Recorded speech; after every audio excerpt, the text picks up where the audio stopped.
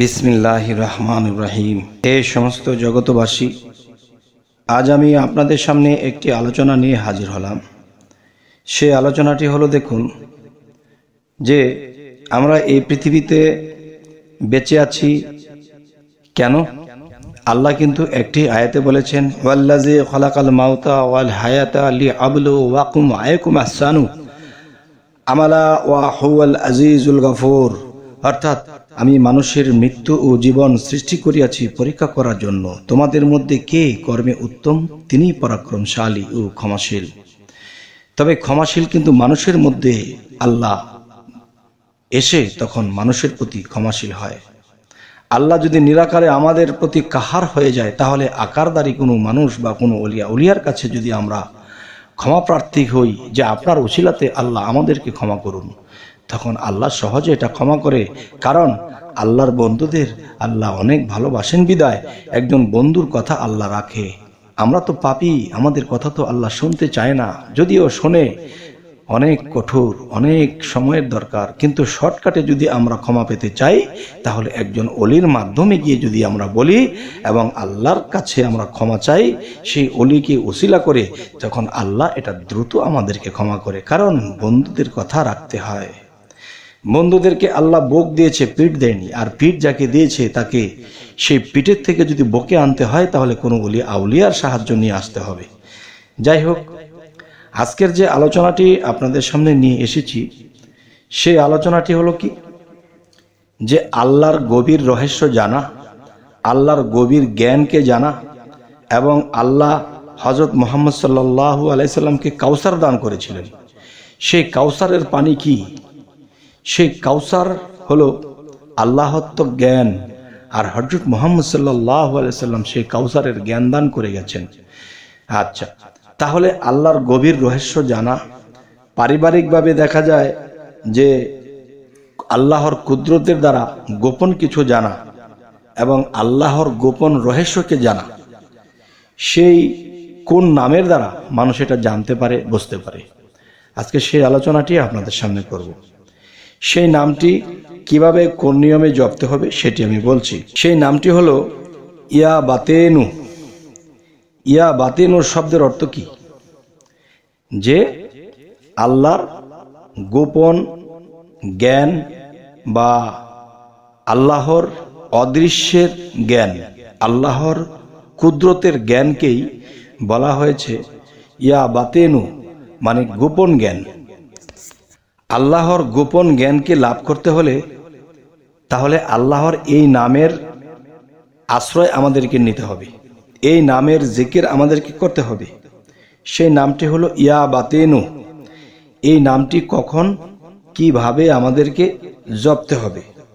দেখুন, যে আল্লাহর গোপন বিষয়, আল্লাহর গোপন যে মারেফত বা আল্লাহর গুপ্ত রহস্য যদি আমরা জানতে চাই, বুঝতে চাই এবং নিজেকে নিজে চিনতে চাই, তাহলে আমাদের এই নামটি জপনা করতে হবে 1000 বার। আর সেটি কি একদিন না, আপনি টাইম করে নেবেন। যেমন সূরা সাফফাত, সূরা ইনসিরার মধ্যে বলা হয়েছে, তোমরা যখনই অবসর পাও আমল করো, যখনই অবসর পাও তোমরা সাধনা করো, যখনই অবসর পাও তোমরা আমার এই নামের জিকির করো। তখন কি হবে? তখন এই জিকির কিন্তু টাইম টু টাইম। যেমন মনে করেন দিনের বেলা একজন লোক সে কাজে কামে খুব ব্যস্ত, তখন ওনাকে আমি বলতেছি যে ভাই আমার সাথে একটু বসেন, একটু আলাপ করেন, একটা কথা বলবো, তখন সে কিন্তু মনে মনে একটু বিরক্তি বোধ করবে, কেননা সে এখন অন্য কাজে আছে। ঠিক আল্লাহ কিন্তু মানুষ দিগকে সময় দিয়েছে, তোমরা নিঘোর রাতে যখন ডাকো, জিকির করো, তখন আমি আল্লাহ সেই নাম, সেই ডাক, সেই জিকির আমি শ্রবণ করি, আমি সেটা শুনি। যদি কারো প্রতি আমি সন্তুষ্ট হই, তাহলে আমি তাকে পুরস্কার দান করি। আলহামদুলিল্লাহ, আলহামদুলিল্লাহ। তবে হে সমস্ত জগতবাসী, যে রাতের যখন 2টা বেজে যাবে, তখন কিন্তু সারা দুনিয়াটা নীরব হয়ে যাবে। নীরব যখন হবে, তখন নীরের দেশে রব আসে। রাতের যখন গভীর হয়ে যাবে, যখন বেজে যাবে কয়টা? কমপক্ষে 2টা, দুটার পরে আল্লাহ নিজের কুরসিতে বসেন সেই চৌথা আসমানে। নিজের কুরসিতে যখন বসেন তখন সেই কুরসিতে বসে তখন দেখে দুনিয়াতে কে ঘুমিয়ে আছে, কে জেগে আছে, কে আমাকে ডাকতেছে। তখন আল্লাহ সেই ডাকগুলো শুনে চোখের পানির সাথে হৃদয়ের অন্তরের অন্তঃস্থল থেকে তারা ডাকতেছে চোখের পানির সাথে। তখন কিন্তু আল্লাহ সেই ডাক, সেই জিকির কবুল করে থাকেন। আর কবুল করার মূলত সময় হলো রাতের গভীরে।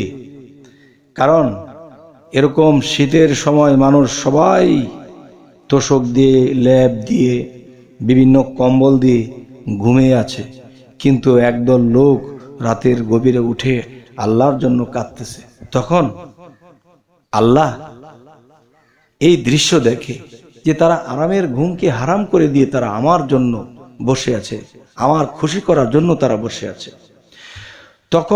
তখন যখন কোনো বান্দা চোখের পানির সাথে যখন জপনা করতে থাকে, জিকির করতে থাকে, ইয়া বাতিনু ইয়া বাতিনু ইয়া বাতিনু, আল্লাহর একটা গুণবাচক নাম, তখন সমস্ত ফেরেশতাদেরকে ডেকে ডেকে আল্লাহ বলে, হে সমস্ত ফেরেশতাগণ, দেখো তো কোন দেশ থেকে, কোন গ্রাম থেকে, কোন বাড়িতে থেকে, কোন ঘরে বসে আমার এক বান্দি আমাকে স্মরণ করছে, আমাকে ডাকছে।